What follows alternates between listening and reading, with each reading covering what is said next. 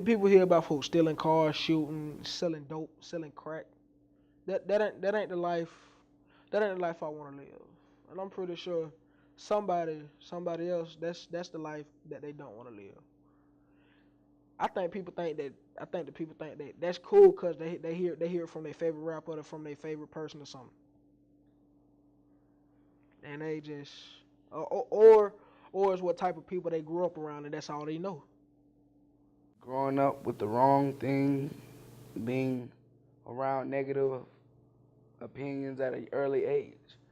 Daddy's doing drugs, mama's sniffing. I mean, what's wrong with that at an early age? So they feel as when they get older, oh, I'm gonna be like my mama, I'm gonna be like my daddy. They out here moving everything at a constant pace. Why don't I be like them? Black men choose the wrong path because they get influenced easy, and they don't think about the decisions that they make. They don't think like they don't think forward. They think like, well, it's cool, so I'm going ahead and do it. So they end up dropping out, doing something that they regret doing later on. Man, young black man choose the street over school is because that's what they've been raised up. That's how they've been raised. If you've been living in the streets, that's how you gonna come out. You're gonna come out the street. Like they always say, you live by the gun, you die by a gun. Whatever you live by, that's how you gonna die by. So if you were raised in the streets, you just die by the streets. People like the street because that's your home. You cool with it.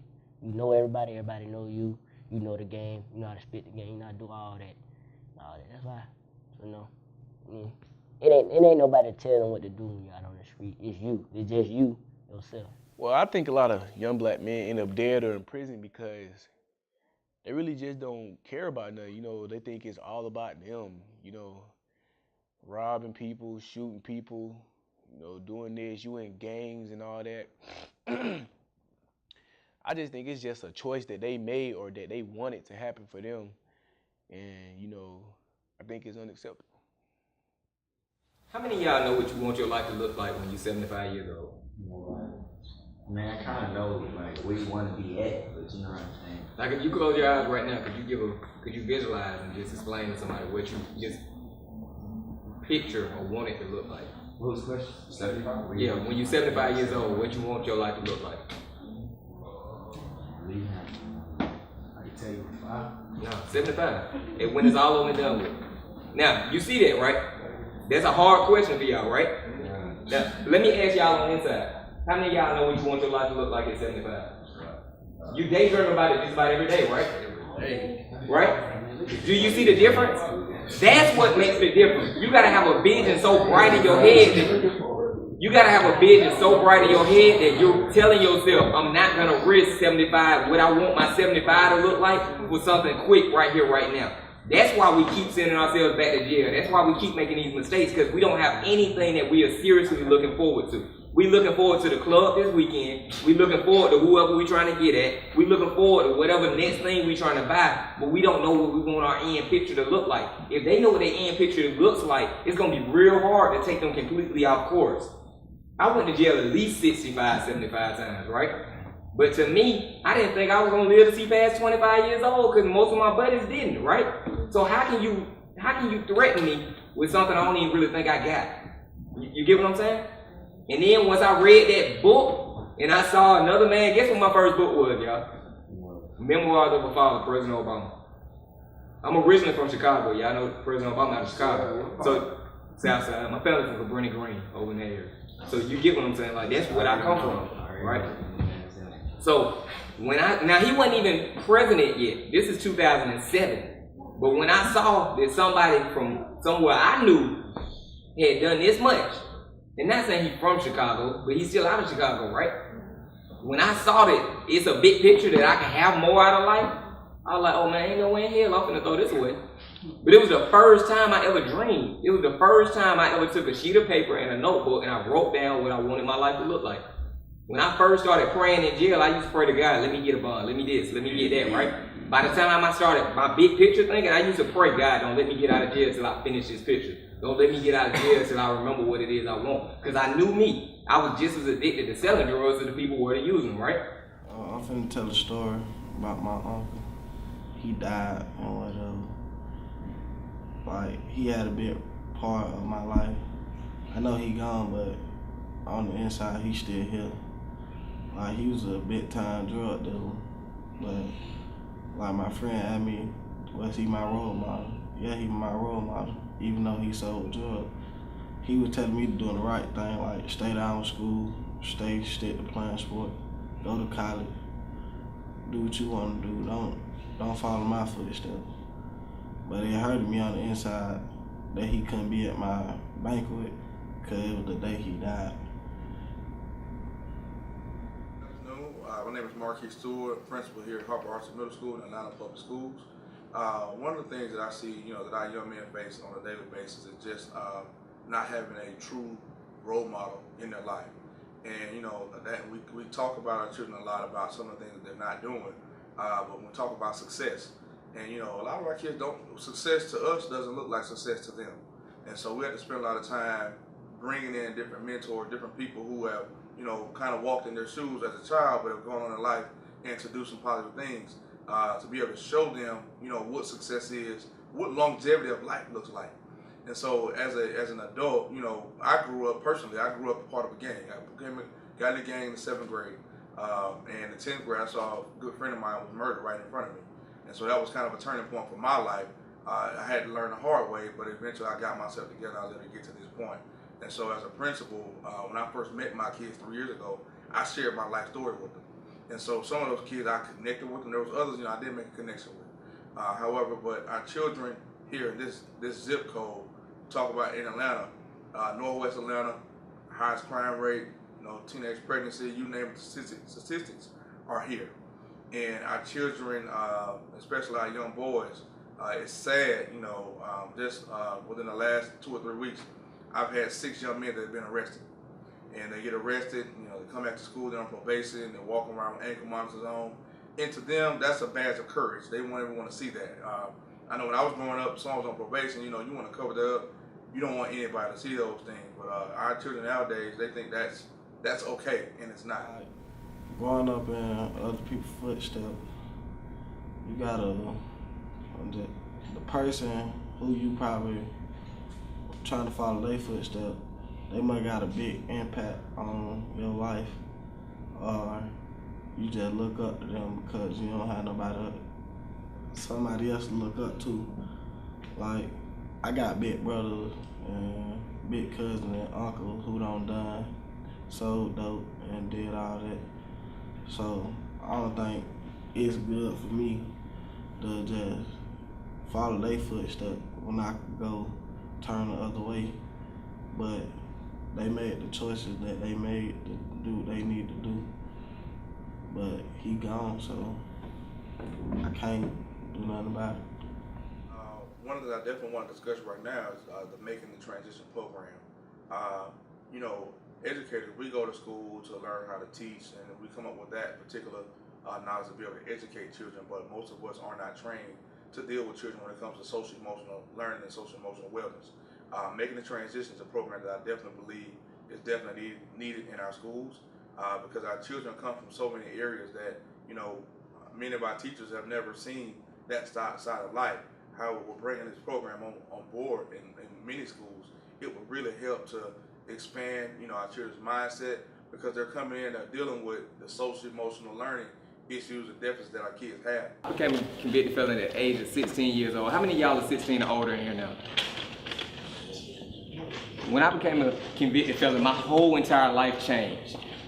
My entire life changed.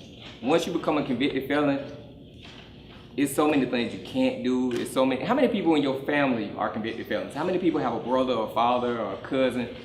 And how difficult do you see life for them? Seriously. How many of them have a stable job? The people who you're thinking about right now, how many of them have a job where they've held that job for over a year? How hard was it for them to find that job? Did y'all watch their struggle? Yeah. What'd you say, sir? He struggled to do it?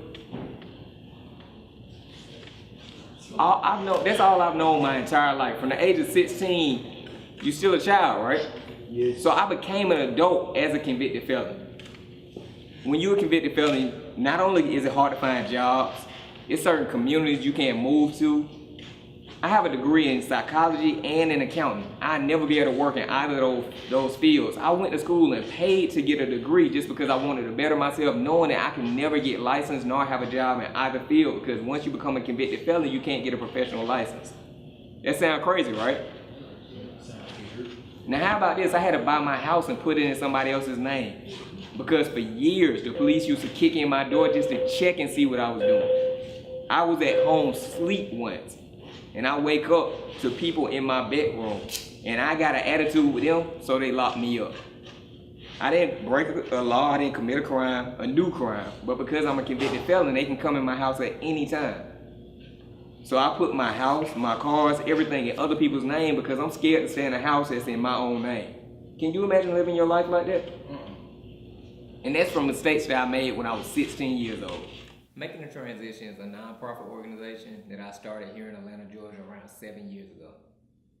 The reason why I did this is because I'm a product of the streets myself. I sold drugs at a very young age. I made all kind of mistakes.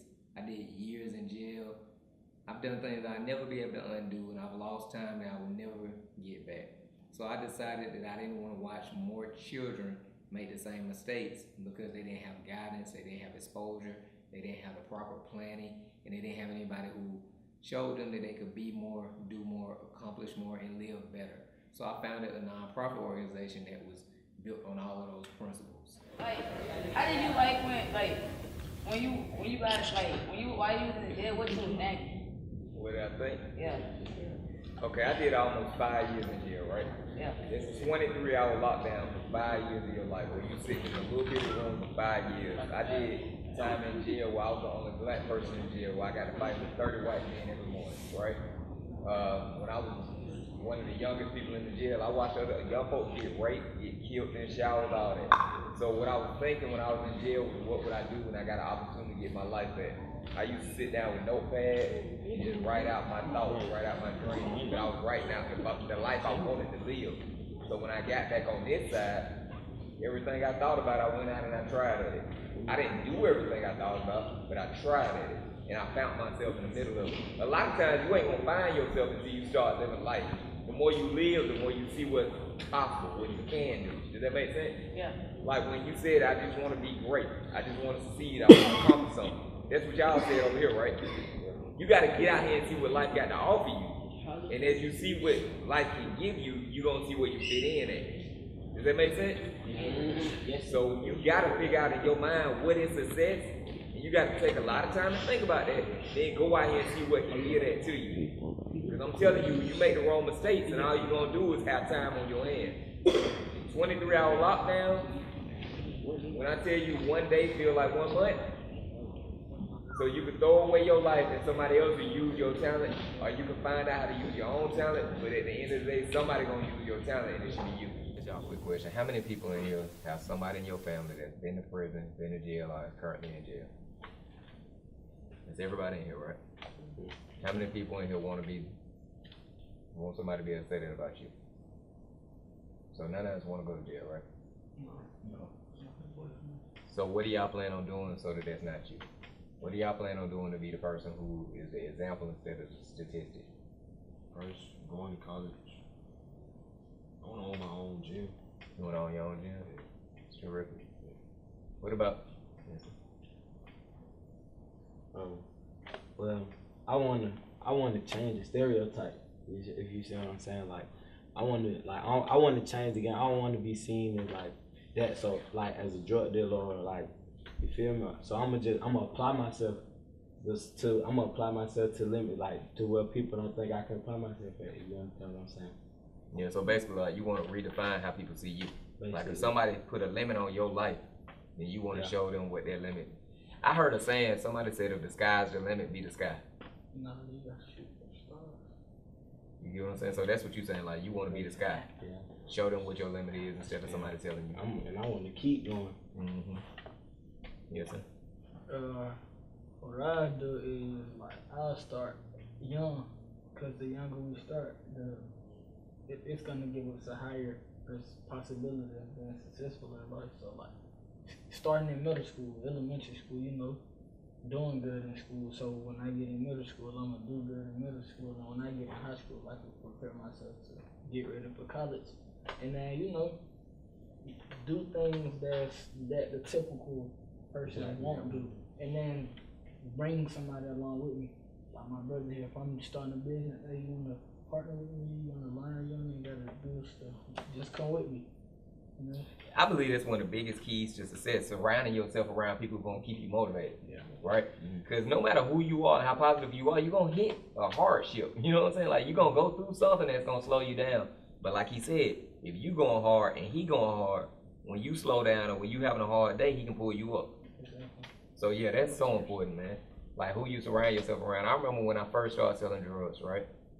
I think I was like 12 years old, and I'm walking down the street, and some junkies run up and buy some crack from one of my buddies. We walk into the store, and he stop and make maybe $150 while we walk into the store, right? I don't have $150. I'm looking at him while we're walking to the store. He made $150. That influence made me see if I don't want to be broke, I need to do what he doing. Now let's say this is my homeboy, and he get an internship and a part-time job. Same as that thing. I watch him and I notice he not broke and I see what he doing. Maybe that would have been the influence and that would have been what I tried to do, right? Exactly. But since I decided to hang with people who were doing wrong things, it became normalized to me. Next thing I know, one of my buddies is breaking in houses, but he got new shoes and he fresh every time I see him. And then one day he asked me to go into a house with him. But because I hung around this kind of person, it became easier for me to make that kind of decision. So who you let yourself be around gonna have so much to do with your life. They say you are, yeah, if you look at your 5 best friends, you a mixture of your 5 closest friends. Growing up, I just have this little favorite cousin, went around the same age, went to the same school. But we just went our separate ways. I stayed in school and he started hanging with the wrong crowd. So one day, when him and some of his friends, they went out to like a different county or whatever. They pulled somebody out their car, and they had guns and stuff on them, so they pulled the person out their car, and they drove off. And next thing you know, they get on a high-speed chase, and so they on a high-speed chase or whatever. And my cousin, they flipped the car over. And that's how they got caught, and they caught my cousin with guns, and they gave him 15 years, do 5, and he only 16. You all know how hard you fought to get right here, right? Why would you let anybody take you from this spot? Anybody who's telling you, let's go out tonight, instead of telling you, hey, go home, man, you got something to do. That person is not in your life for your best interest. They're not trying to see you live your full potential. And the thing is how many people do y'all know honestly that are living to their full potential? So how can somebody push you to do something for you that they don't know how to do for themselves, right? So it's not their fault. You just need to be the example. Because they're not sitting in this room. They're not even here where you at right now, right? Okay, now, growing up in a poor community, knowing what that was like for me, what kind of man would I be if I raised my kids going through that same deal? What kind of man would I be? Exactly. So why would I let anybody do anything to keep me in a position to where my family and my kids gotta go through that? Why would I do that? Stupidity. Pure stupidity, right? Stupidity, sorriness. Now, like I was saying, when you being your own worst enemy or your own biggest hurdle, I believe that's true. I believe that if you can challenge yourself and overcome your own worries, doubts, personal comfort, senses of entitlement, insecurity, whatever it is, if you can challenge yourself to jump over those hurdles, it don't matter how many people are against you, they won't be able to stop you. Because you're going to always have people against you. But that's a part of the challenge that makes it more exciting. Like the reason why we have metal detectors in our school, and you go to these schools where they have school shootings and they don't even have metal detectors, somebody sat down and said, no, we don't want them kids to go through that every day, but we want those ones to, right? Somebody decided that our communities should be so poor and so violent. The Bankhead Highway, y'all know it used to be a bridge on Bankhead Highway that went directly into downtown. So I mean, that means that that community should have been a thriving community because they had access to downtown, right? Somebody said, no, let's stop that. Let's close this bridge. Let's ostracize these people. Let's put these people in a resource desert. You guys know what a resource desert means? Okay, name how many banks on Bankhead Highway. Okay. Yeah, you got ATM? Now, name how many sit-down restaurants, 9 sit-down restaurants you have on Bankhead Highway. Okay. Y'all trying to see what a resource desert is? Okay. Exactly. Now, it's nothing to motivate you to want more out of life, right? Now, do you think that was done by mistake, or do you think somebody sat down in a room and said, no, let's put that on high meal? Exactly. So that means that's a hurdle we got to jump already, because somebody who already is in a position of power, because if we have access to good things, we might become good people, right? Somebody decided to get loans to liquor stores and to pawn shops so that they can open up in the communities, right? But somebody decided that the woman who can cook, that could have had a nice sit-down diner, now we're not going to put her over there, right? Somebody decided that if we give them a bank, then that means they won't have to carry cash money on them, which means that now the robberies will go down because now people won't have to cash their check and have their money in their pockets, right? Somebody decided, no, that community don't need that. So my point is you're going to have adversaries from the day you're born to the day you die. Well, what does that have to do with you? What does somebody else's challenges for you have to do with your challenges for yourself? Nothing, right? All it should do is be able to make you say, I got more inspiration to push harder because I know where I came from and I know what's against me, right? Since coming here to Harp Arts 3 years ago, I had a young man just last school year. He was here my first year as an 8th grader. I think he had gone on to maybe the 10th grade, but was in a shootout. The Wendy's around the corner, and he was actually murdered.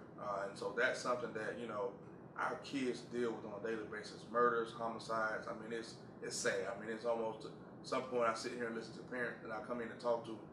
But some of the things that our children are dealing with it's unreal. And me as an administrator, I love instruction, but at the end of the day, it's about educating the whole child. And sometimes we get away, we have test scores, and test scores reflect one thing. When we look at the reality of the lifestyle that our children are dealing with on a daily basis, a test score doesn't tell you, that I'm hungry at night. Or I go home, I'm being bullied, I'm in the gang, I'm stealing cars, I'm robbing. And so we have to kind of pull the layers back with our children to find out really what's going on. Once we get to the root of the problem, then, trying to find the resources to support them. Because a lot of times at the school level, we don't have the resources. And it's important if we're going to save these children. We got to be able to put the resources there. So if I'm standing atop the tallest building in the city of Atlanta, and if I fall, somebody has to be able to catch me. So in the school, when our children are constantly falling on a daily basis, whether it's academics, behavior, or just life in general, we got to have something there to be able to catch them. Because if we don't, then at the end of the day, we're continuing the same cycle, the school to prison pipeline. And we already know who's a part of that, who dominates that, and that's African American males. And my name is Deshaun Conyers, and this program, it means a lot to me because, when I was little, I was one of those kids who were, influenced by his surroundings, every day in and day out. I was accustomed to the same thing. One day I went to school and I was just stuck in the counselor office one day, and they were just like, you have an interview with Keith Strickland. Like, Keith Strickland? Okay, yeah, okay, I'm down to meet him. And I met him, and we had an awesome interview, and it was like something I never experienced with this guy, because he was like, everything that he was telling me, it was just like direct, and I felt it. And, as I started to grow up, I started to meet him. I moved to Mays, met him there, kind of disconnected, but then we caught connect. And one night I got a call and my brother passed. So after then, everything was just like an outblock to me. I couldn't bear it. So I needed a way out. So I called Strickland. He gave me some pointers. So now I know that everything I do for myself, I have to do it for my brother. I have to do it for a child who don't have, or have been through the same thing I went through. I lost a brother, had lost a mom, had lost a dad, had lost a sister. And I just feel like if I can connect with them, then that would be the most greatest thing I can do for my brother. Like, how many people are satisfied with the life you have right now? How many people want more? How many people truthfully want to raise your family in a community that's better than this one? So that means every last one of us need more out of life, right? You gotta go get it. I mean it, y'all. You gotta go get it. You can't wait for somebody to give it to you. You can't wait for somebody to tell you what you can have. You gotta go and get what you want out of life. You see all these charges? Every last charge you see on here has something about money related to it, right? Because I was that desperate to make it. I went in the wrong direction. But you notice, I never stopped trying. Even though everything I was doing was wrong, it was all I knew. So I pushed myself and pushed myself and pushed myself, right? If you can do the wrong thing that passionately, which a lot of us do, how in the world you gonna put more energy into doing wrong than you doing right? Hey, y'all ever thought about that? When you doing something wrong, I went to Lennox Mall yesterday and I watched a young man steal something out of the jewelry store, break and run, jump over the stairs, broke, and tried to go in the parking lot and still got locked up. Imagine if he was that passionate about going to school. For real, just imagine if somebody was like, we got a college fair, and he jumped over some steps, took off and ran. Where would he be at right now? He stole a $25,000 watch. You know how much time he gonna do for that $25,000 watch? Literally, he might get 25 years for a $25,000 watch, right? Name any job that you can't make $25,000 in 25 years. You get my point?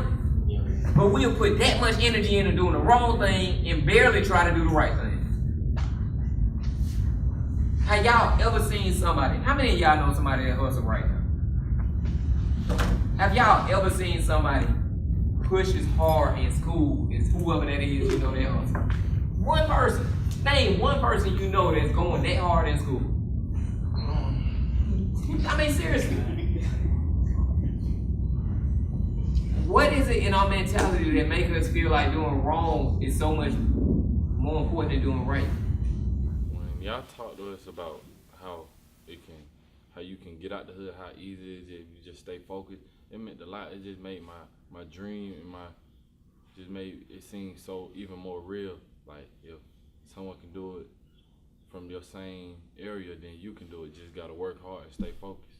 You know, but if you had the opportunity to tell somebody, this is what I need. I'm growing up in a community that's around crime. I see people don't understand what it's like when you gotta walk past a house where they sell drugs at just to get to school. When you see that every day, when you go by the same neighborhood and you see the same stuff day in and day out, what would you tell somebody you need? If you want me to be successful, this is what I need out of you. If you want me to be successful, who am I addressing it to? Any person with resources. If it could be somebody that owns a business, if it could be somebody who could be your mentor, if it could be somebody who could help you get into a school. If you want to see me successful, all I need for you to do is just give me a chance, despite my skin color. That's it.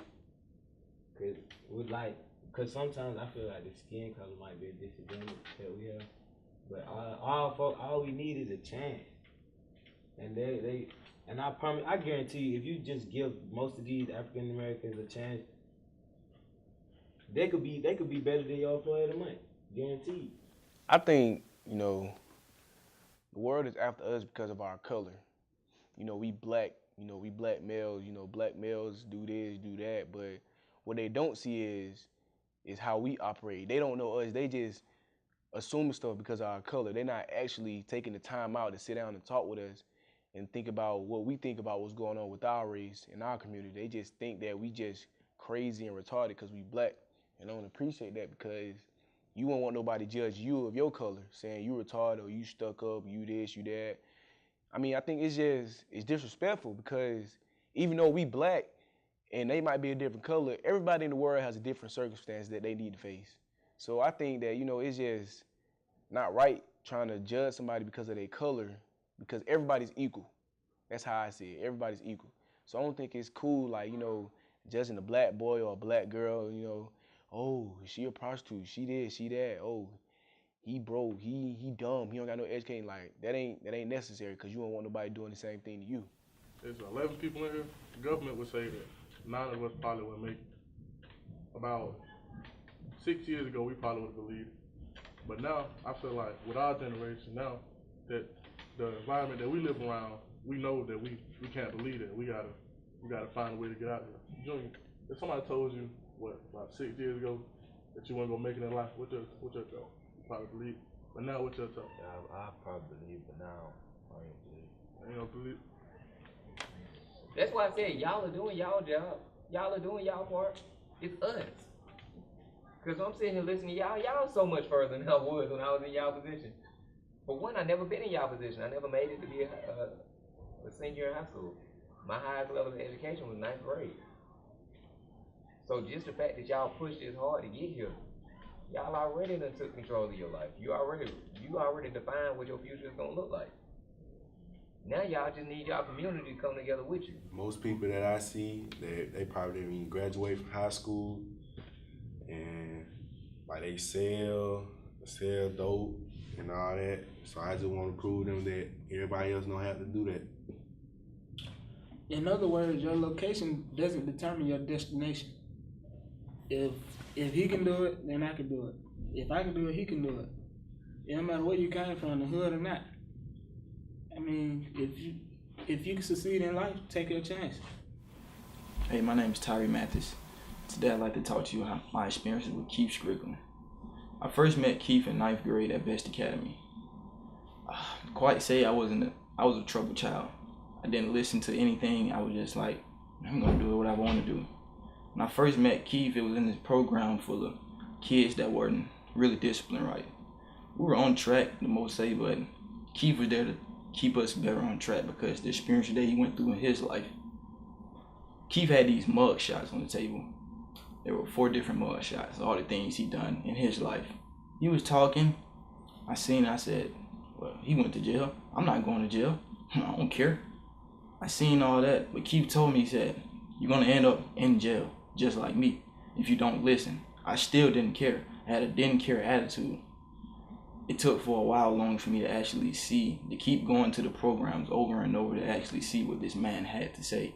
People don't listen, that's the thing, but it actually takes some real motivation for me to actually listen for this man to mold my life and actually change the better person that I am.